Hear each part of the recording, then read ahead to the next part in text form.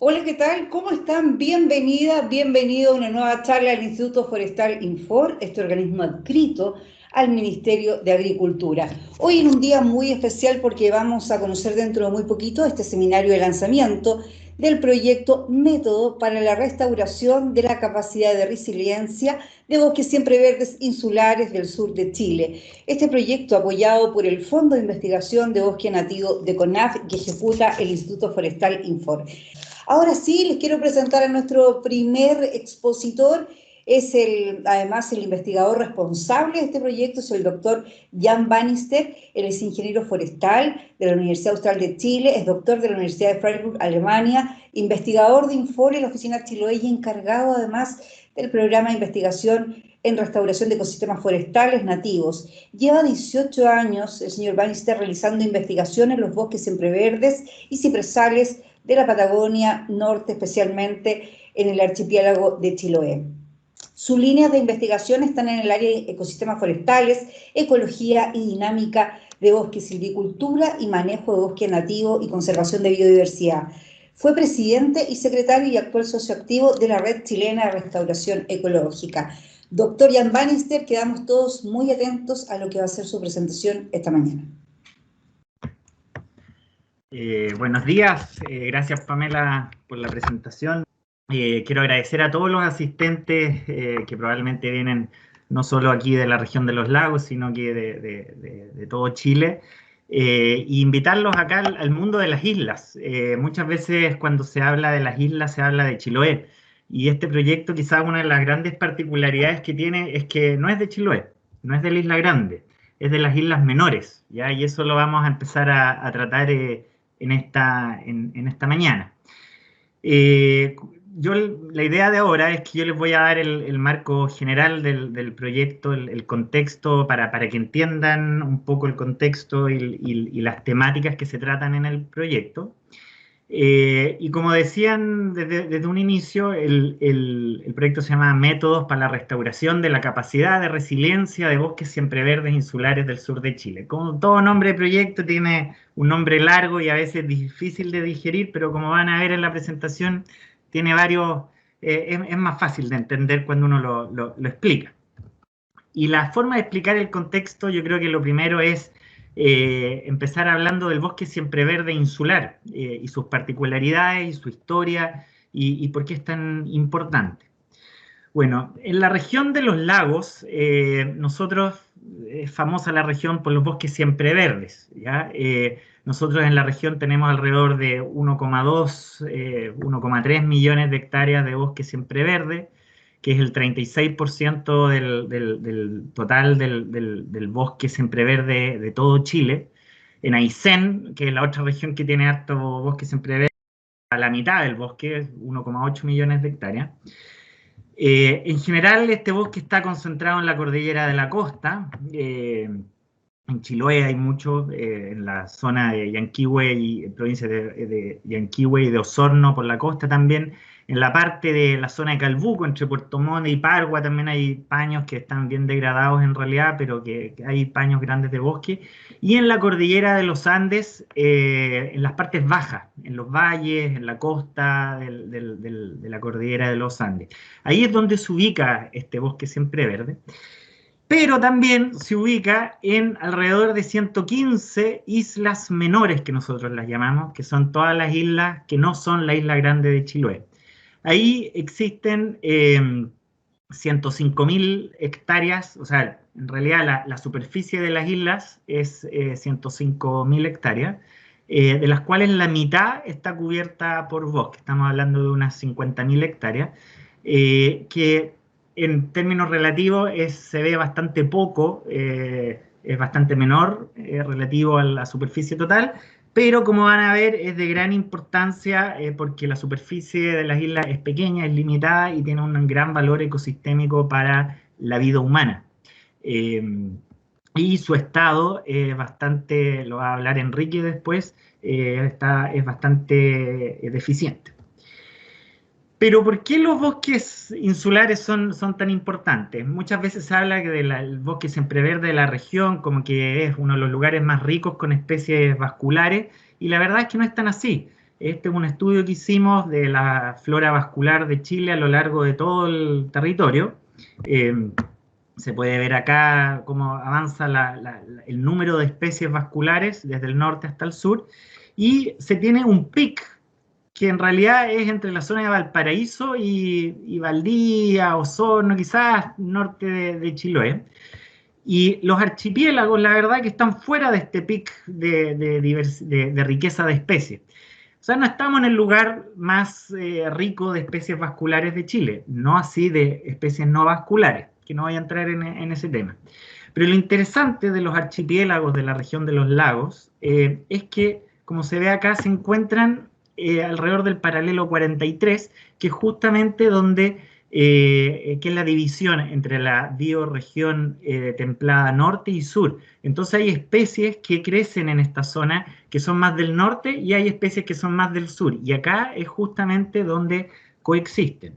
Así, por ejemplo, acá se puede ver la región de los lagos, Valdivia, la región de los ríos y la región de Aysén, y se pueden ver, estos son distintas especies arbóreas y sus distribuciones, y se puede ver cómo en la zona acá de los archipiélagos, especies como el coigüe de Chiloé, o por ejemplo el mañido jaspunzante, se cruzan con especies que vienen de más del norte, como es el ulmo, o el olivillo, que son especies típicas de bosques más valdivianos.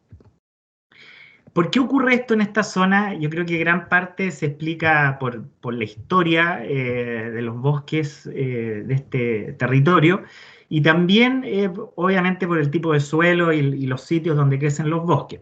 Pero si nos remontamos hace 11.000, 13.000 años atrás, la verdad que la región de los archipiélagos acá se veía como en esta foto, que en realidad es de Aysén, del glaciar Pío XI, donde yo creo que si uno iba aquí en Castro o se iba a Calbuco en esos años, iba a ver algo así, glaciares y bosque en los lugares donde no habían glaciares.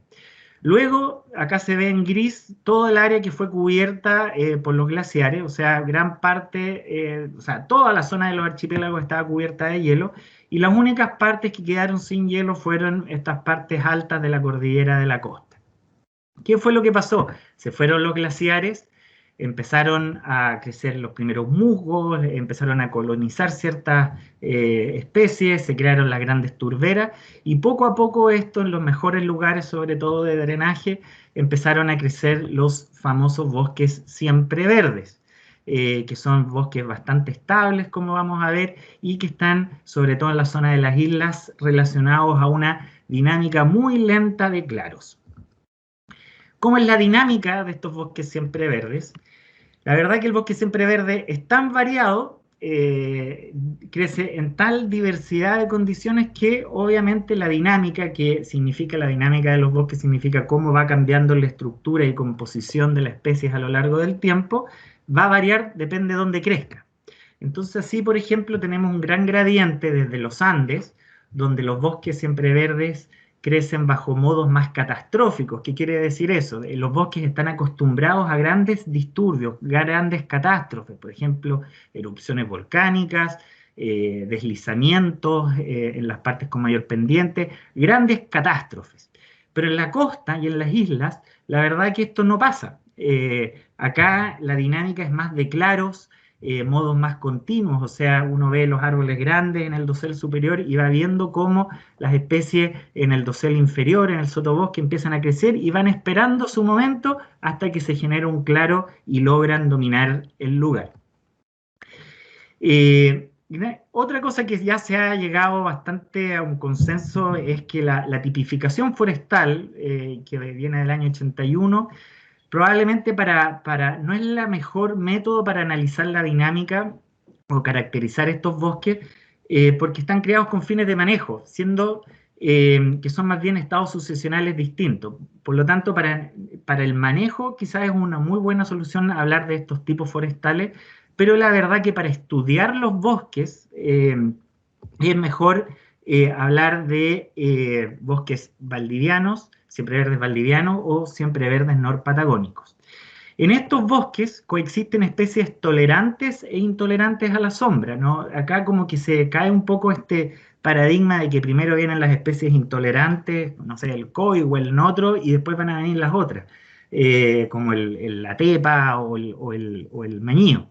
Acá en los bosques, en las islas, en realidad crecen todos bastante juntos con esta dinámica de claros. Y las formaciones, como dije, más importantes son el bosque valdiviano y el bosque norpatagónico.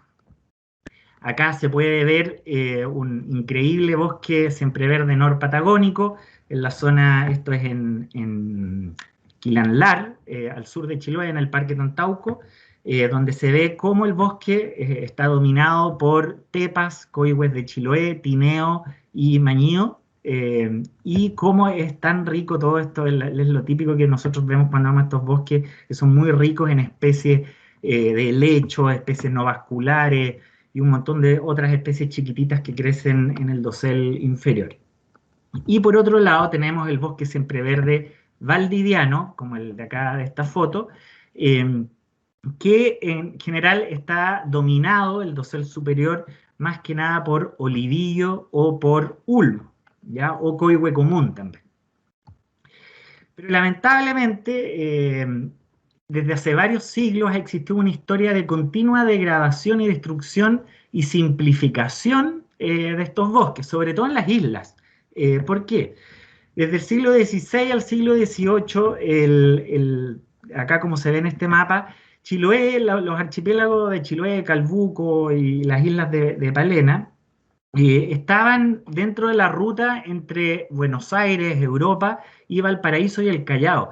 Era un lugar demasiado importante para la corona española y para los inicios de la República, por sus recursos, por sus puertos seguros, porque era el primer lugar, por ejemplo, donde los barcos podían parar a tener alimento por la agricultura y la ganadería. Algunos indicadores hablan, por ejemplo, todo el tema de la explotación de alerce que salió de Chiloé. En el año 1640 salían 6.000 tablas de alerce, en 1800 salían 400.000 tablas. En 1870 se habla de que salían 300.000 durmientes de ciprés al año para Lima, entonces, o para el norte de Chile. Entonces ha habido una larga historia de destrucción de estas islas. Y esta destrucción no ha sido algo nuevo, sino un proceso continuo de varios siglos, sobre todo en estas zonas de varios siglos, hablando desde que empezaron a llegar los españoles. Acá se ve una foto aérea típica que uno saca de Google, donde se ve, en el caso de las Islas Chauque, se ve ya cómo está todo bastante destruido el bosque por el uso ganadero y agrícola del lugar. Y un indicador también importante es este estudio que siempre me gusta mostrar, que es de Andrés Holz y Tom Veblen, que es una reconstrucción de los incendios en la zona de Chiloé desde el año 1550 al año 2000, y cada uno de estas patitas, estas columnas, es un incendio. Y se ve cómo la frecuencia de incendios, sobre todo desde 1800 hasta el año 2000, ha ido creciendo y creciendo y creciendo, y los bosques de esta zona no están acostumbrados a los incendios, y por eso son muy afectados por ellos. Y ahí entramos al mundo, como tal decía el título del proyecto, la resiliencia y la resistencia, que son dos conceptos que cada día cobran mayor importancia y que son difíciles de entender, pero se pueden quizás explicar de forma más fácil. La resiliencia es la capacidad de un ecosistema o el tiempo necesario que necesita un ecosistema para recuperar el nivel que tenía antes de un disturbio.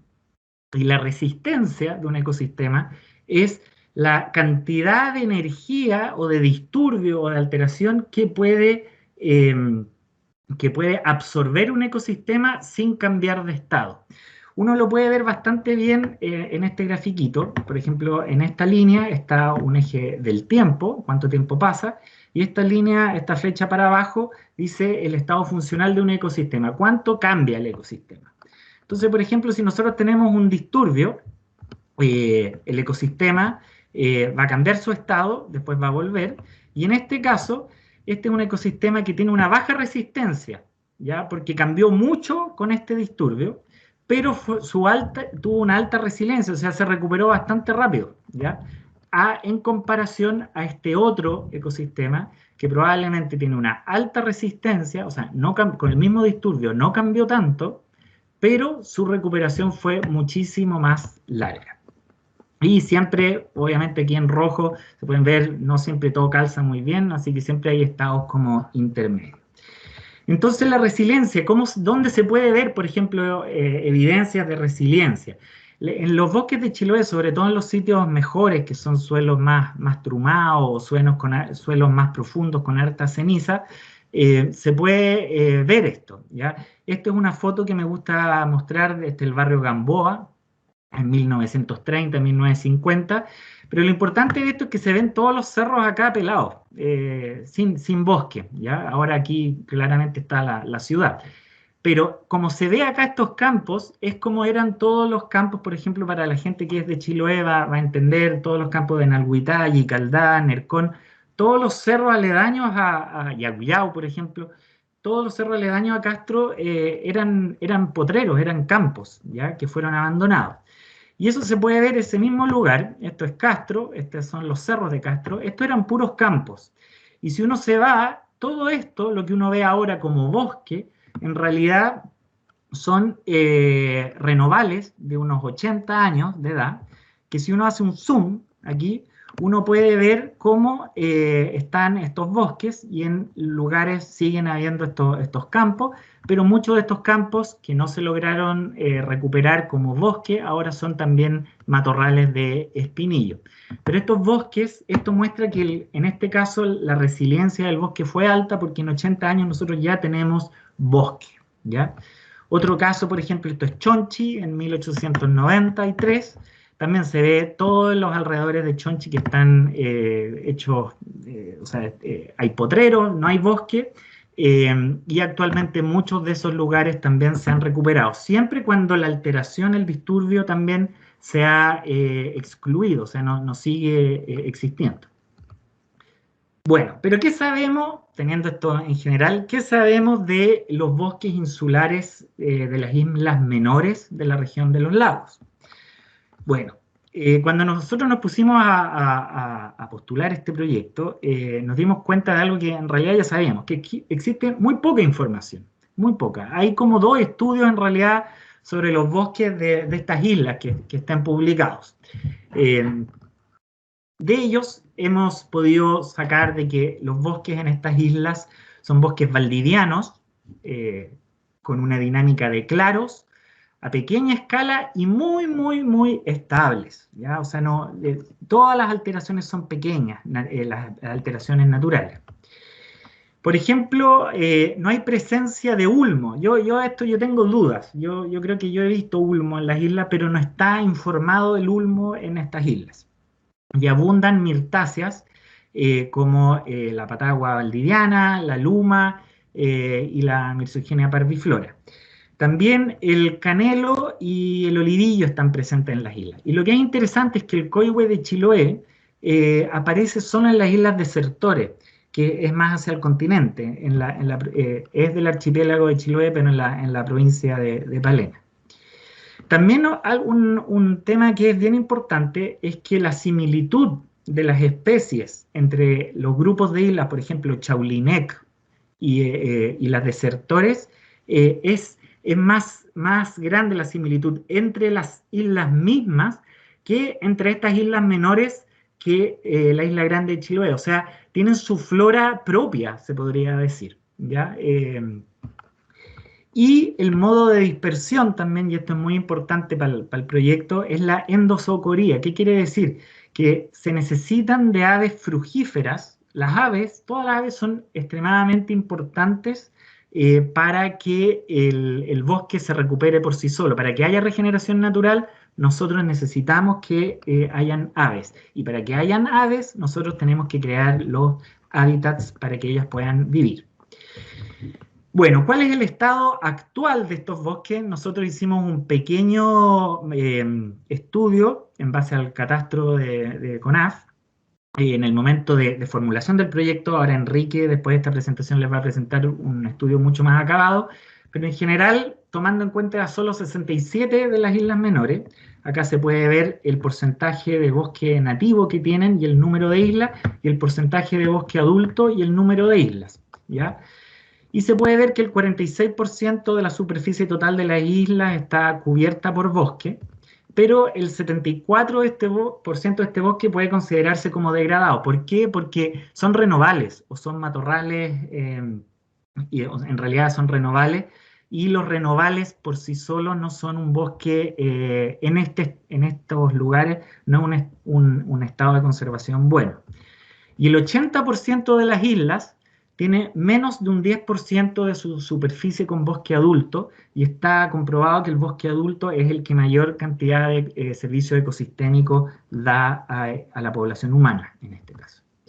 Por eso hay islas como esta, como la isla Lao, isla Meulín, la isla Puluki en el archipiélago de Calbuco, o la isla Tac, que ya casi ya no tienen bosque, ¿ya? O sea, y obviamente esto está relacionado a, como decía Hans al principio en sus palabras, esto está relacionado al tema de agua, está relacionado al tema de biomasa para poder calefaccionarse, y un montón de otros servicios ecosistémicos que son claves para la sociedad.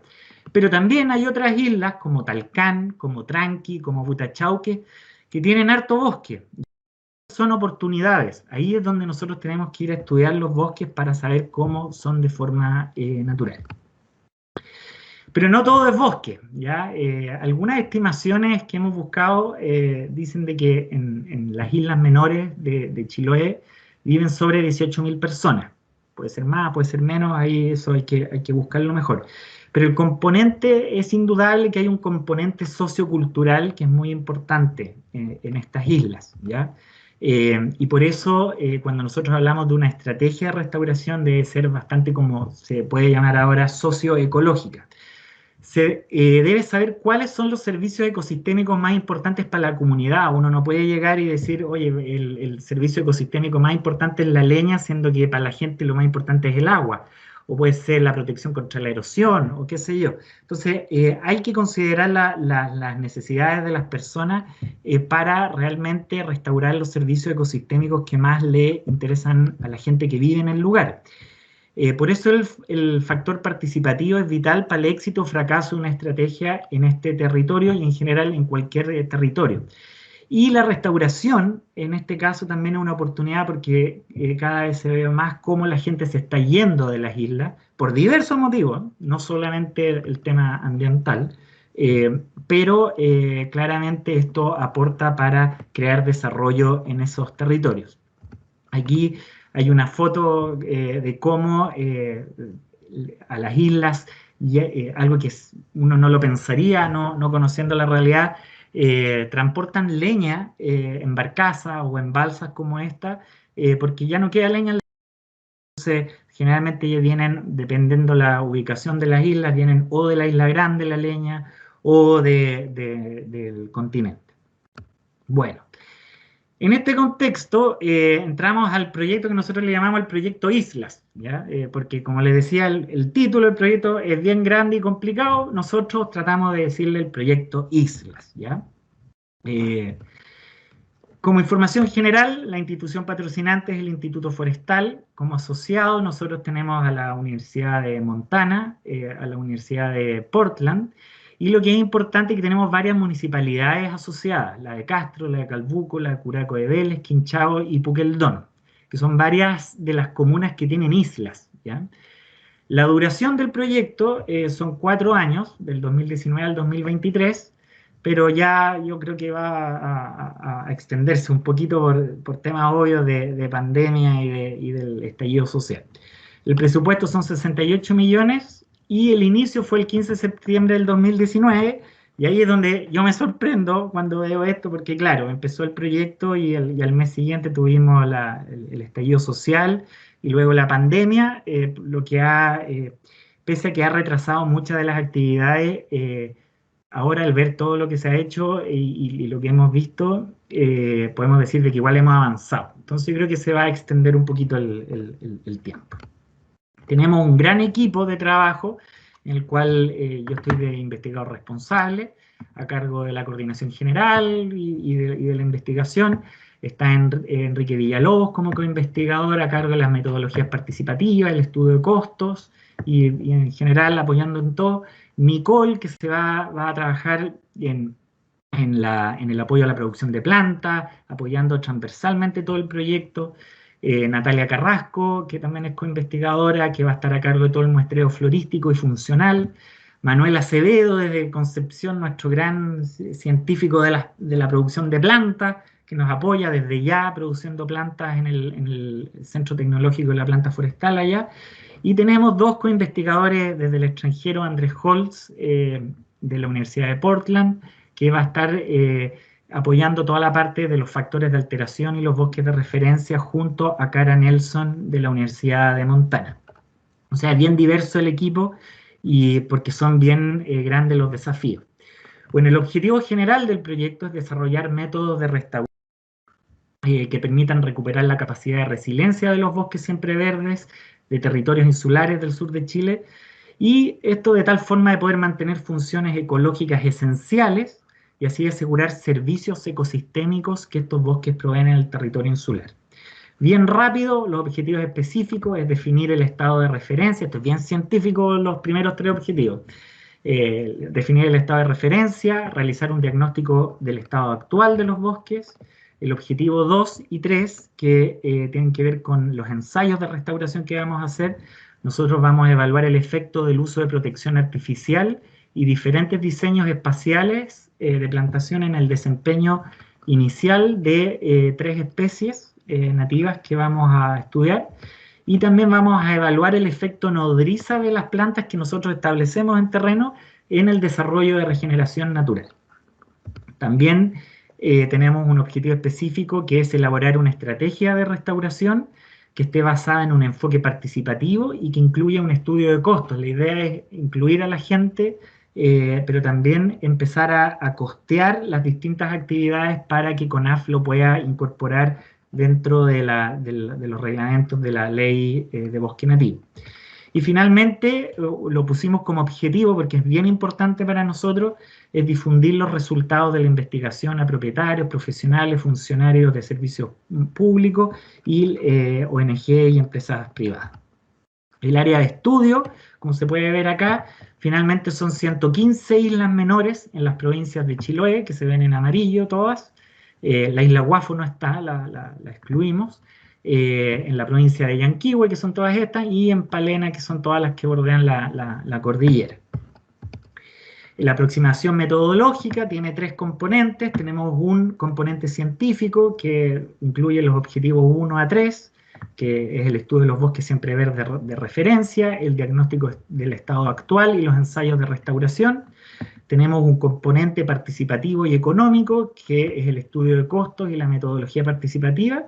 Y entre estos 2 componentes nosotros vamos a lograr tener definir métodos para la restauración de estos bosques siempre verdes. Y teniendo estos métodos, nosotros tenemos un componente de difusión que incluye protocolos técnicos, publicaciones y charlas, talleres de capacitación técnica. Y además, con estos métodos, nosotros vamos a empezar a definir una estrategia de restauración para el territorio, que también va a ser difundida cuando esté lista.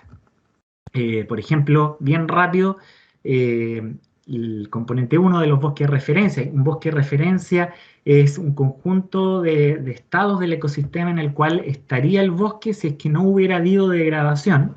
Eso es un modelo de referencia. Nosotros vamos a ir a 2 lugares, a 2 islas donde hayan bosques, entre comillas, inalterados, lo menos alterado. Vamos a hacer megaparcelas de 100 por 100 metros, y la información a obtener, la idea es tener todos los atributos estructurales, funcionales y de composición de estos bosques, saber cómo funcionan para después nosotros poder replicarlo en terreno.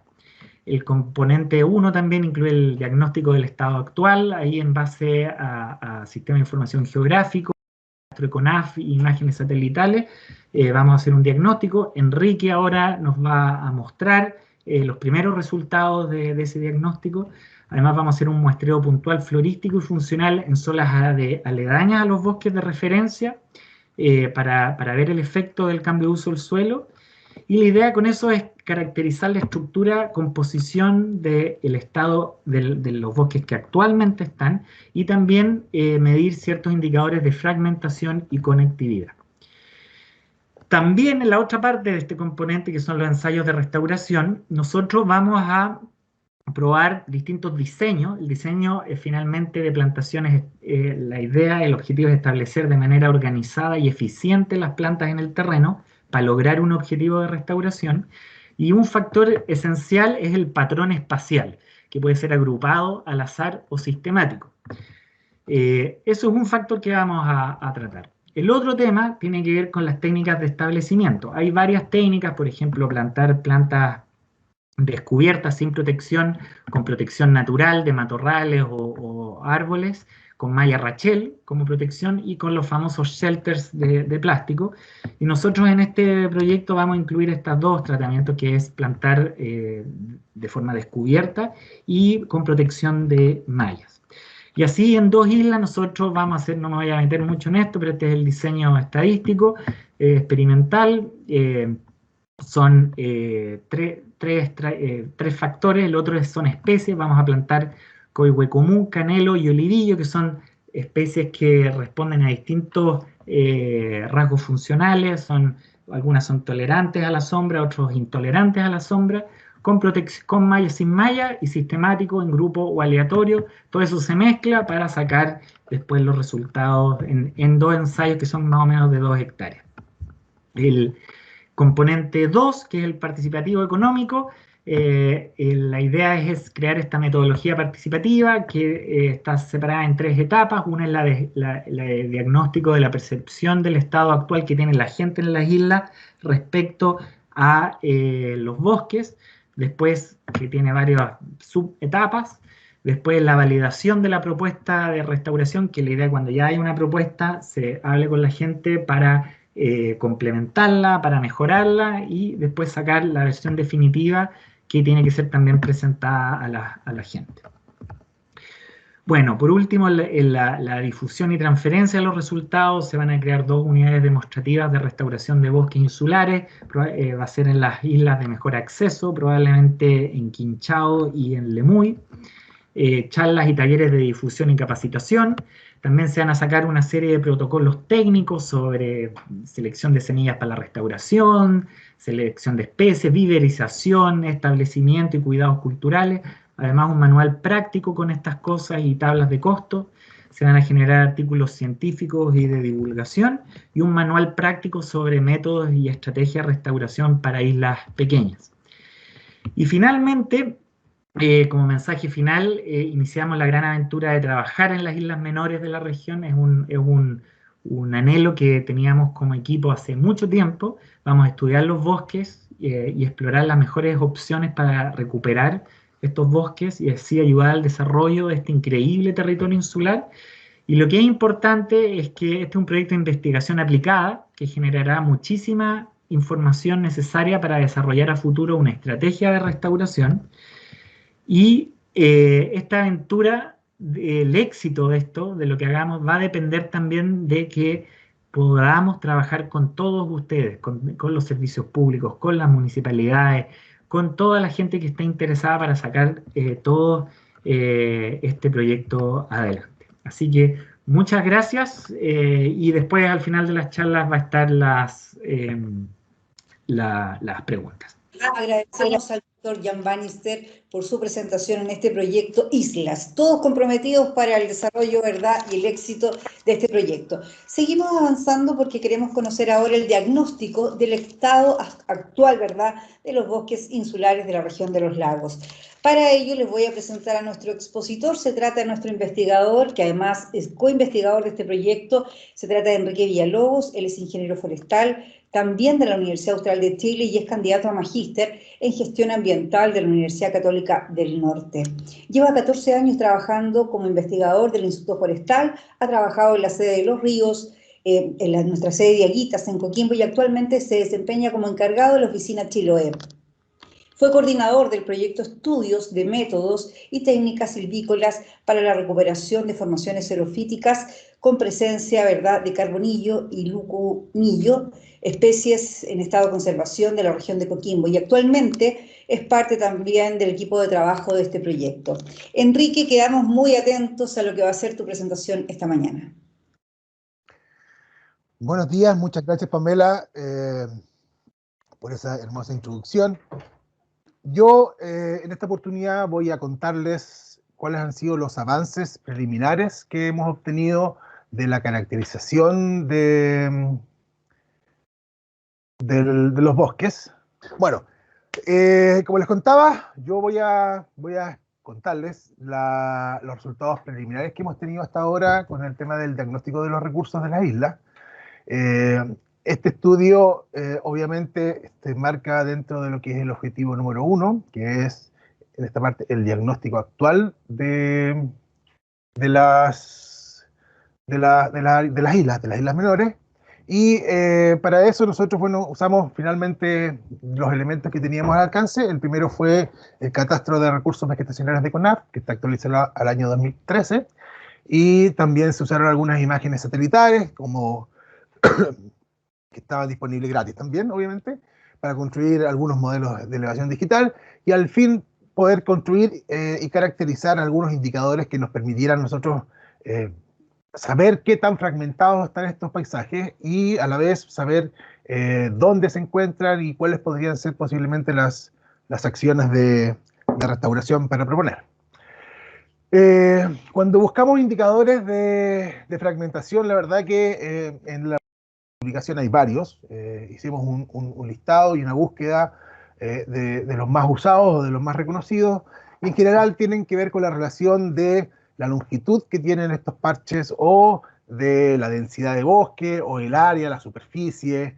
En general tiene que ver con toda la relación entre superficie y perímetro de los parches, ver el grado de conectividad que hay entre ellos, y también hay otros indicadores que son importantes, por ejemplo los de biodiversidad, que nos permiten saber si el parche se encuentra o no dentro de la estructura de bosques de resiliencia que se va a conocer más adelante. Vamos a hacer ese estudio posiblemente en el verano. Entonces, ese tipo de indicadores también nos va a permitir tener una idea, una luz de efectivamente cuál es el nivel de fragmentación que tienen estos bosques.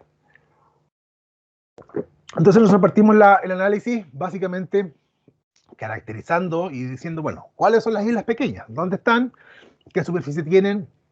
Y encontramos finalmente, con un estudio ya más acabado que el preliminar, que son 115 islas importantes. Hay algunas pequeñitas que la verdad que ya no se consideran islas, porque la verdad que son peñones que salen, digamos, a la superficie cerca de otras islas, así que nos quedamos con estas 115 islas, ya que, como decía Jan, tiene una superficie total de cerca de 100.000 hectáreas, ¿ya?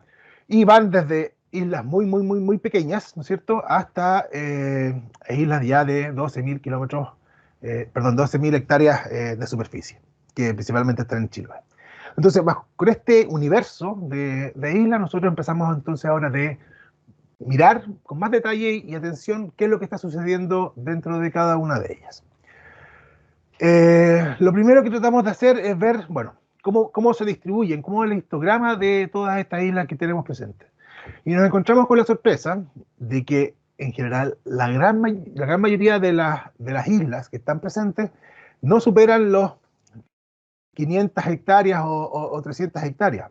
Están concentrados en superficies pequeñas, siendo solamente muy pocas islas las que tienen superficies sobre 6.000 hectáreas cada una.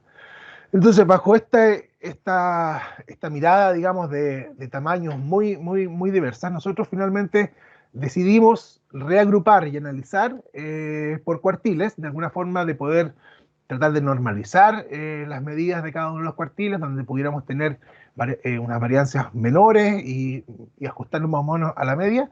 Entonces se definieron 4 cuartiles de 29 y 28 hectáreas, 29 y 28 islas cada una.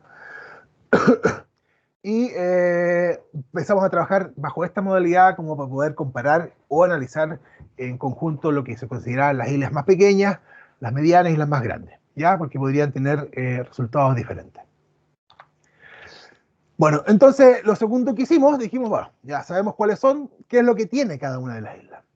Y nuevamente, como decía ya en su presentación, nos dimos cuenta que el 50% del uso del suelo de estas islas son bosques. El otro, ya casi llegando sobre el 90%, son matorrales, praderas y matorrales. Y el resto tienen que ver con el uso urbano, cuerpos de agua que se encuentran en la isla. Pero la mayor concentración de la superficie que tienen estas islas son bosques y después praderas y matorrales. Cuando quisimos analizar en términos de este análisis por cuartiles, nos dimos cuenta que en las islas pequeñas la proporción de bosques sobre matorrales es superior a la proporción que tienen las islas más grandes, ¿ya? Esto se puede, la verdad que tratar de darle una explicación en este momento, yo creo que sería injusto porque tenemos que analizar otro tipo de factores, como por ejemplo tiene que ver con la presencia de personas, cuántos son los grupos familiares que están en cada una de estas islas, cuáles son sus actividades y de alguna forma tratar de dilucidar cuál es la relación que tienen entre unas y otras. Entonces, cuando ya sabemos cuánto es el bosque, analizamos entonces ahora qué tipo de bosques es lo que hay, ¿ya? Para saber más o menos en qué condiciones se encuentra este bosque. Y nuevamente nos encontramos de que sobre el 50%, y si sumamos los adultos rurales, estamos hablando sobre casi el 70% de la superficie se encuentra en un estado, podríamos decir, alterado o manejado, ¿va? Vamos a decir que fueron bosques que han sido cosechados en algún momento, son bosques que han sufrido el ingreso de animales, son bosques que han sacado leña, madera, en general varias otras actividades pecuarias, incluso puede ser el tema, forestales, puede ser el tema de las embarcaciones de ribera. También en Chiloé hay un gran grupo de artesanos que todavía se dedica a hacer embarcaciones de madera y para eso usan el bosque nativo. Entonces tenemos que sobre el 60% de la superficie está intervenida de estos bosques. También quisimos incorporar dentro de la superficie de bosque adulto a los llamados bosques achaparrados, ya que este tipo de bosque, sobre todo en la zona sur, tiene que ver con las formaciones que están dominadas por tepú, en donde la estructura de bosque es completamente distinta al bosque siempre verde y lo quisimos incorporar como parte de lo que era el bosque adulto, ¿ya? Eso vamos a tenerlo como para referencia para los siguientes análisis. Entonces, cuando revisamos la proporción en cada uno de los cuartiles, de cómo es su proporción entre los renovables, bosque adulto y bosque adulto renoval, nos encontramos que en las islas pequeñas, efectivamente, la superficie de bosque adulto es mayor que las que están intervenidas. No así en el cuartil más grande, donde la superficie de bosque de renoval es muchísimo mayor que la de bosque adulto, ¿ya?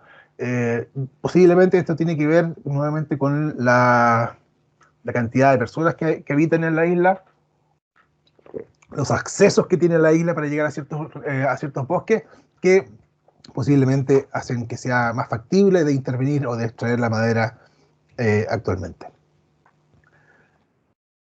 Entonces, también, ya miramos qué es lo que había con respecto a los bosques, lo tenemos más o menos identificado, y también quisimos hacer un análisis sobre el concepto de matorrales, ¿ya?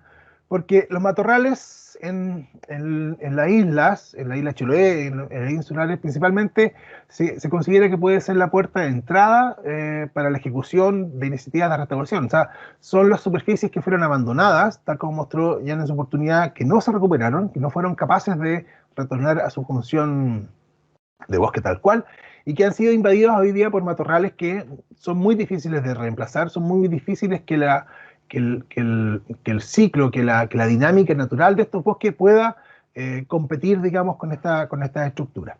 Entonces también quisimos hacer un análisis de qué es lo que estaba pasando con el tema de los matorrales, ¿ya?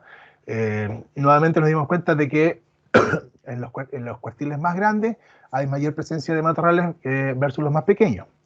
Ahora, cuando hacemos el análisis de los matorrales arborescentes, nos damos cuenta de que en los cuartiles pequeños hay mayor cantidad de matorrales arborescentes, es decir, que tienen presencia de árboles dentro de esta estructura de matorral. No así los otros cuartiles, donde la relación básicamente es vamos a cercana al 50%. Y cuando hicimos la caracterización de las especies que estaban componiendo estos matorrales arborescentes, nos dimos cuenta que la principal especie es la quila, ¿no es cierto? Después lo sigue la luma y finalmente viene el úlex, ¿ya? Que son las especies predominantes en estas superficies de matorrales. Entonces nos damos cuenta claramente que al menos con la quila y el úlex estamos hablando de la penetración de especies que han ocupado territorio que originalmente era ocupado fue por bosque, después posiblemente haya sido habilitado para ganadería, y actualmente tiene una estructura que es difícil de poder retomar su resiliencia y posiblemente son las llamadas a intervenir directamente. Entonces, lo mismo, vemos el tema de cómo está la composición de úlex y de quila dentro de cada uno de los cuartiles, y vemos que la cobertura principalmente está asociado a los cuartiles más grandes, donde creemos que posiblemente tiene mucho que ver el tema de las personas, los caminos sobre todo, son especies que se propagan con mucha facilidad a través del hombre. El hombre acarrea muchas veces sus semillas, sus partes, digamos, y que finalmente empiezan a colonizar. Si vemos en los caminos que recorren la isla, siempre parten, por lo menos lo que es el úlex, desde los caminos a invadir los campos. Después empezamos a analizar con la información que tuvimos en términos de la superficie, la cantidad de parches, la ubicación, el tamaño, el diámetro de los parches. Empezamos a desarrollar algunos de los indicadores de fragmentación que buscamos en la bibliografía, tuvimos algunos resultados. La verdad que esto todavía está en concepto de análisis, pero la verdad que las desviaciones son bastante grandes en algunos casos, y efectivamente yo creo que hay que generar algunos tipos de ajustes para encontrar efectivamente la medida que necesitamos para determinar el nivel de fragmentación o de degradación. Claramente nos faltan algunas variables que les voy a contar un poco más adelante cuáles son y cómo pensamos obtenerlo.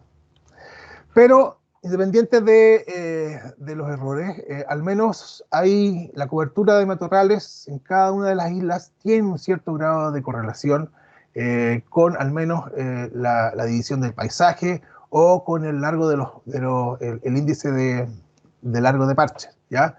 En esos dos indicadores al menos pudimos encontrar algún nivel de relación entre el indicador y la cobertura de matorrales, ¿ya? Pensando que podrían ser también uno de los factores, digamos, para caracterizar, digamos, la fragmentación de las islas.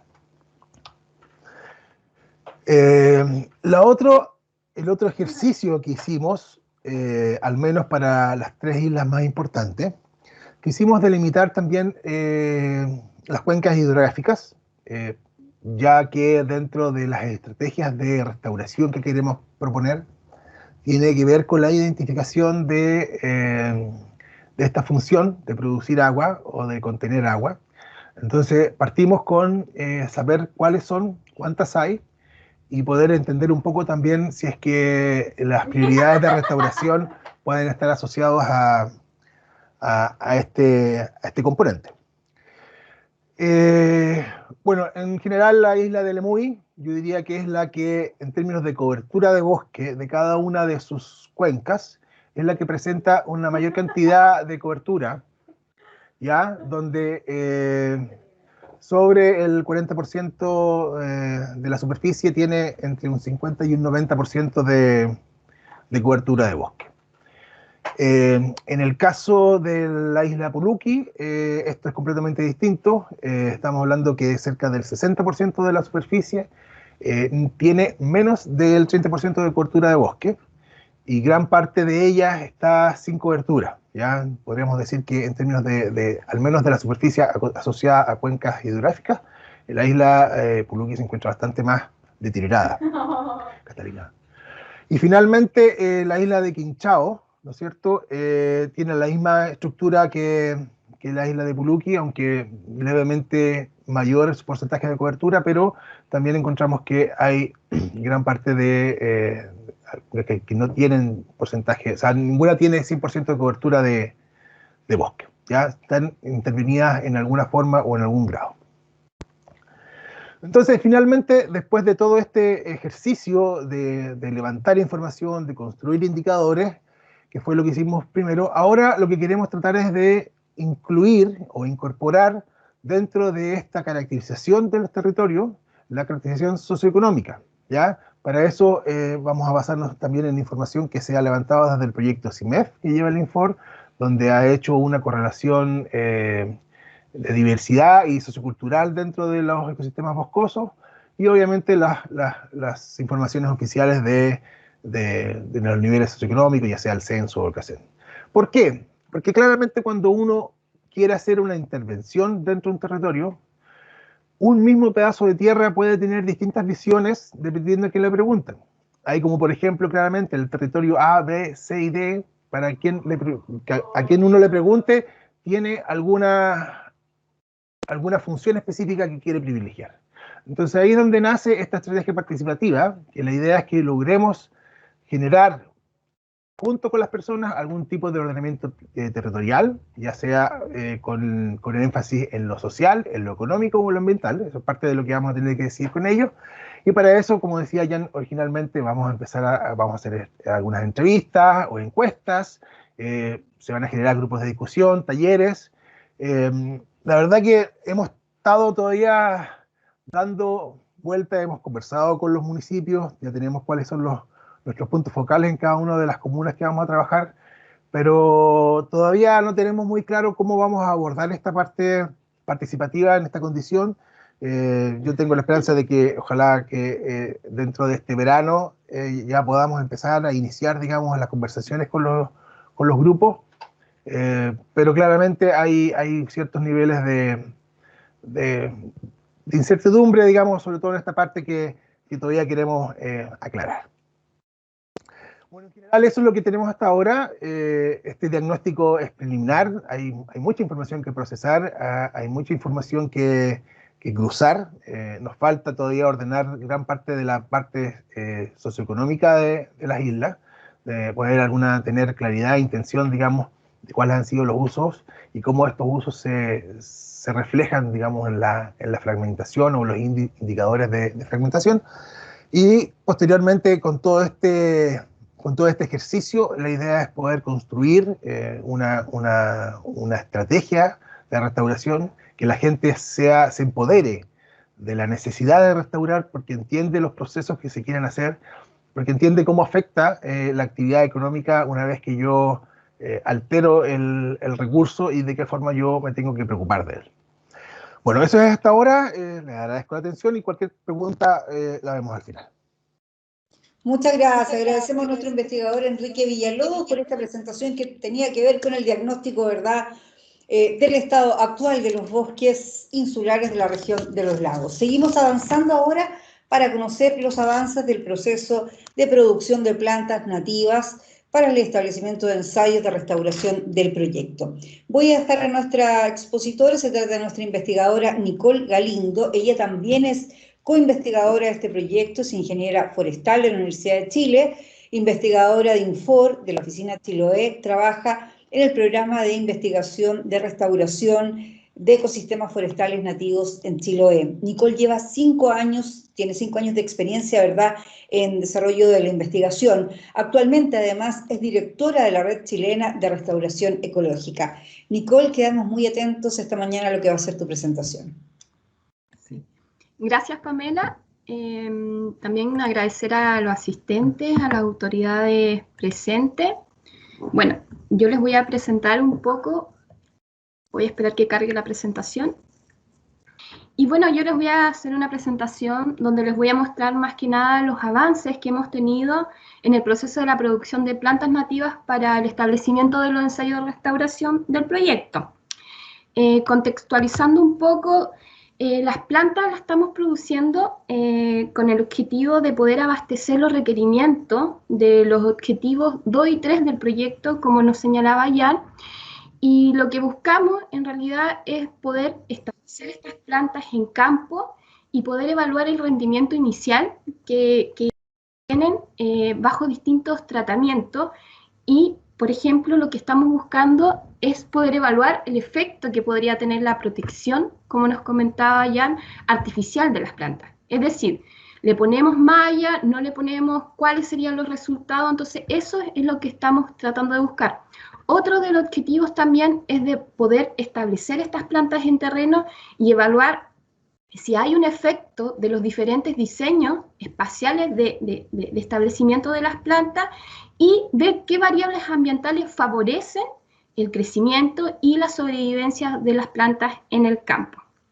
Otro de los requerimientos de por qué estamos produciendo estas plantas es poder también evaluar, por ejemplo, el efecto nodriza que podrían tener las plantas sobre la regeneración natural del sitio y ver cómo se influencian las funciones ecológicas esenciales en el sitio. Entonces, en base a estos dos objetivos específicos donde queremos probar esto, lo que nosotros estamos buscando es poder producir en promedio más de 2.880 plantas. ¿Ya? Como primer paso, lo que hicimos fue evaluar qué especies son las más ad hoc o necesarias para este caso de estudio y nos basamos principalmente en el criterio que deben ser especies que dominen principalmente en estos bosques siempre verdes y que también tengan la capacidad de adaptarse y acondicionarse a las condiciones de sitio de manera de tener los mejores resultados. Y finalmente también definimos que estas especies deberían tener distintos grados de tolerancia a la sombra. Entonces, en base a estos dos criterios, nosotros definimos que las especies a establecer en esta elaboración sería el olivillo, que es una especie tolerante a la sombra, canelo, que es una especie ya más semitolerante a la sombra, y finalmente coihue, que es una especie intolerante a la sombra. Entonces, ya una vez definidas estas tres especies, se procedió a las labores de recolección de las semillas. Las semillas fueron colectadas principalmente en la comuna de Keilen, que se encuentra al sureste del archipiélago de Chiloé, y todas estas labores comenzaron en enero de este año. Lo más importante del proyecto que nosotros creemos es poder asegurar el origen local. Por eso se hizo la recolección acá en el archipiélago y también se definió muy importante poder colectar como un mínimo de 10 árboles para poder asegurar la diversidad genética. Y nos encontramos con resultados mucho más favorables y lo que podemos decir hasta el día de hoy es que obtuvimos 26 canelos, o sea, semillas de 26 canelos en 23 coihue y 11 olivillos. Por lo tanto, tenemos una gran diversidad genética local con la que podemos producir nuestras plantas. Bueno, en el caso de olivillo, como les comentaba, las semillas se colectaron en la comuna de Keilen, pero específicamente se colectaron en un bosque costero cerca del Elbu, entre el periodo marzo-abril. Esto se produjo principalmente a principios de abril, donde se visitó el lugar y se constató que las semillas ya habían sido dispersadas a través de una lluvia de semillas y se colectaron más de 4.500 gramos de semillas, las que fueron colectadas, almacenadas en bolsas plásticas y posteriormente les voy a contar ahí dónde fueron trasladadas. En el caso de las semillas de canelo, estas fueron colectadas en un renoval de canelo de edad conocida de 40 años en el estero de Paindar en el mes de marzo. Estas fueron colectadas principalmente a través de la remoción de las ramas, donde abajo en el suelo se puso un paño y estas fueron colectadas y también algunas desde el suelo. Acá, este año en particular, por lo que se vio, la producción de semillas no fue tan grande como años anteriores. Sin embargo, pudimos colectar casi 70 gramos de semillas de canelo. Como podemos ver en la imagen, esas son las semillas recién frescas colectadas.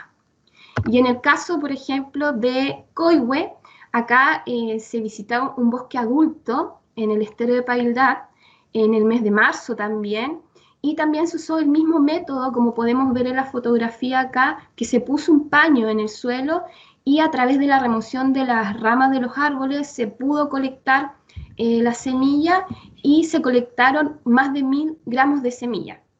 Por lo tanto, tuvimos un buen stock de semillas, las que fueron almacenadas y posteriormente fueron enviadas al Centro Tecnológico de la Planta Forestal, que es un centro científico-técnico que tiene vasta experiencia en la producción de plantas de alta calidad, tanto en nativas como exóticas, y que pertenece a INIFOR, y todo este proceso nuevo, esta segunda etapa ya de envío, está a cargo de Manuel Acevedo, que es investigador del Instituto Forestal y también co-investigador del proyecto y que está liderando todo este proceso de producción de plantas. Bueno, para continuar, llegando ya al Centro Tecnológico de la Planta, se realizó, como podemos ver en las imágenes, la extracción de las semillas de los frutos y posteriormente se hizo la limpieza y el secado. Acá, como podemos ver en esta imagen, el secado fue al aire libre, y posteriormente fueron almacenadas en frío a 4 grados Celsius. Y posteriormente también se realizó análisis en laboratorio donde se evaluó la cantidad de semillas por especie y se hizo una caracterización del peso de 100 semillas. Una vez ya realizado todas estas actividades, se continuó con los tratamientos pregerminativos de las 3 especies y, por ejemplo, en el caso de olivillo, se hizo el remojo en agua por 48 horas y en el caso de canelo y coihue, en una solución de ácido gilbérico a una concentración de 200 partes por millón, también por 48 horas. Posterior a este proceso, se realizó la siembra en los almácigos. En el caso de olivillo y canelo, esto se realizó en el mes de julio. En el caso de coihue, en septiembre, y se sembraron las semillas en estos almácigos, como se puede ver en las imágenes. Después de 15 días, las primeras semillas en germinar resultaron ser las del olivillo. Hasta la fecha, canelo no germina, y para apurar un poco el proceso, lo que se está realizando es que se están tapando con un plástico de manera de aumentar la temperatura y ver si pueden germinar las semillas. Y en el caso del coihue, después de 15 días, en el mes de septiembre, se vieron las primeras semillas germinadas y una vez ya las que estaban germinadas se llevó a cabo el repique, que es traspasar las plántulas desde estos almácigos a estas bandejas y se está generando todo lo que es el manejo de riego y fertilización de las plantas para obtener las mejores plantas. Bueno, para contarles un poco el proceso de producción de las plantas, de estas 2.800 plantas que necesitamos para estos ensayos de restauración, durará hasta el inicio del invierno del 2021 y lo que estamos buscando en realidad en la planta es una planta de una altura más o menos de 40-80 centímetros de contenedor y de una temporada. Esto más que nada debido a los tiempos que dura el proyecto, porque la idea es poder monitorear estos ensayos unos 2 años, entonces no podemos generar plantas de mayor temporada. Y bueno, para finalizar, una vez que ya las plantas tengan estas características en altura, serán enviadas nuevamente a Chiloé y se generará una aclimatización de las plantas de manera que en el invierno ya puedan ser establecidas en terreno. Esto es prácticamente lo que llevamos en avance, que es bastante en este contexto de pandemia y estallido social, debido a que igual el tema de las distancias, pero estamos muy contentos con este proceso. Y bueno, para terminar, queremos agradecer a quien realizó la colecta de las semillas, que es Reinhardt, y también al Centro Tecnológico de la Planta Forestal, que nos ha apoyado en todo lo que ha sido el proceso de producción de plantas, asesoramiento en colección también de la semilla, y todo el posterior establecimiento de las plantas. Así que eso ha sido nuestro avance. Muchas gracias.